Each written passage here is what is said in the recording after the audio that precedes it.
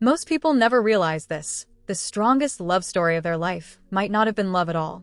It was limerence, the brain's cruelest illusion. It makes you believe you've found your soulmate when in truth, you've just found the perfect person to lose yourself in. You start mistaking anxiety for passion, silence for depth, obsession for connection.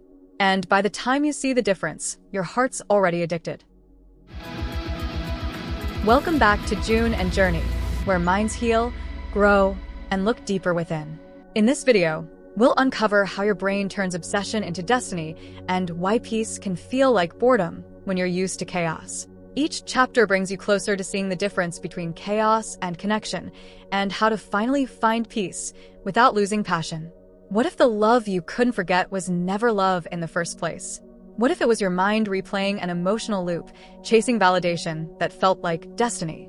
Psychology calls it limerence. It's not romance.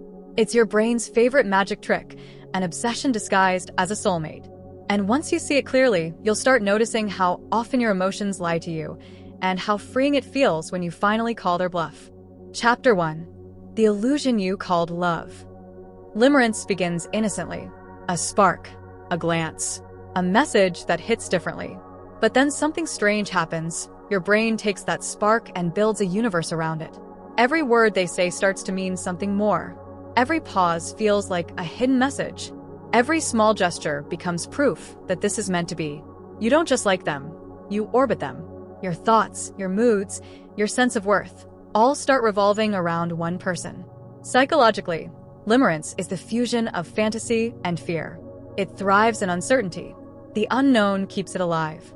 Because when something feels slightly out of reach, your brain mistakes it for destiny. And that's the cruel part. Limerence doesn't need real love to survive. It feeds on longing, on what-ifs, on almosts. Think of it like emotional caffeine, thrilling, addictive, but never nourishing. You keep drinking it hoping this time it'll fill you, but it never does. Your brain releases dopamine every time you imagine them, remember them, or hope for them. So the longer you're uncertain, the more hooked you get. And suddenly, love isn't something you feel, it's something you chase. You start romanticizing the distance. Their inconsistency becomes mystery. Their absence becomes proof of importance. But real love doesn't need confusion to feel alive. That's the difference most people never see until they've been burned by the illusion. Chapter 2. Why obsession feels so addictive. Here's the hardest truth to swallow. Real love doesn't feel like a rush. It feels like peace. But for people used to limerence, peace feels boring. Because your brain has been trained to mistake intensity for intimacy. Limerence is like fire, fast, bright, impossible to ignore. Love is like sunlight, steady, quiet, life-giving. But if you've lived in chaos long enough, even sunlight feels unnatural. When someone truly loves you, your nervous system doesn't go into overdrive. You don't constantly wonder if they'll leave, if you said the wrong thing, or if they've lost interest. You don't need to chase reassurance. It's given freely. Real love doesn't demand obsession. It creates safety. It's not the racing heart before a reply. It's the calm knowing they'll show up, even if the reply comes later. Limerence makes you ask, do they like me back? Love makes you ask, are we growing together? That's the difference between addiction and connection. You can't build a life on limerence. It burns too hot. But you can build one on love, because love stays when the high fades. It's not built on uncertainty. It's built on presence. And maybe that's why love feels so strange after limerence, because peace doesn't trigger your survival brain. It doesn't give you dopamine spikes. It gives you oxytocin, the chemical of trust and safety. That's why it feels slower, softer, and sometimes even confusing. Because when you're used to storms, silence doesn't feel safe. But that's silence. That's the sound of stability. Real love isn't fireworks. It's a fireplace. It doesn't explode. It warms you. And it doesn't consume you, it sustains you. Chapter 3. When anxiety disguises itself as passion. Here's the thing about limerence. It's not just emotional. It's chemical. It's your brain on a self-made drug. When you fall into limerence, your body releases dopamine, the same chemical that lights up when you win, gamble, or get a like. Every tiny interaction, a text, a look, a memory, becomes a hit. And when it stops, your brain crashes. So you chase it again. That's why it feels addictive. Because it is. Psychologist Dorothy Tenov, who coined the term limerence, described it as an involuntary, intense state of romantic desire. But in real life, it's emotional gambling. You keep playing, hoping the next round will finally give you what you want. Limerence thrives on uncertainty. The less clarity you have, the more obsessed you become. The mind confuses unpredictability with value.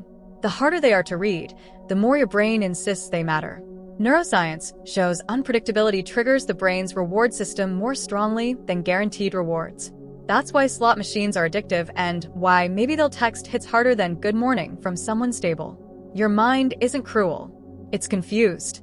It's replaying the emotional blueprint of your past, where love might have felt inconsistent or unpredictable. So now, when someone mirrors that same uncertainty, your brain whispers, this feels familiar. If you've ever tried to walk away from someone and couldn't, even knowing they weren't right for you, that's limerence holding you hostage. It's the echo of unmet needs saying, just one more try. But limerence doesn't survive reality. It thrives on maybe. It dies in truth. Chapter 4. The fantasy that kept you hooked.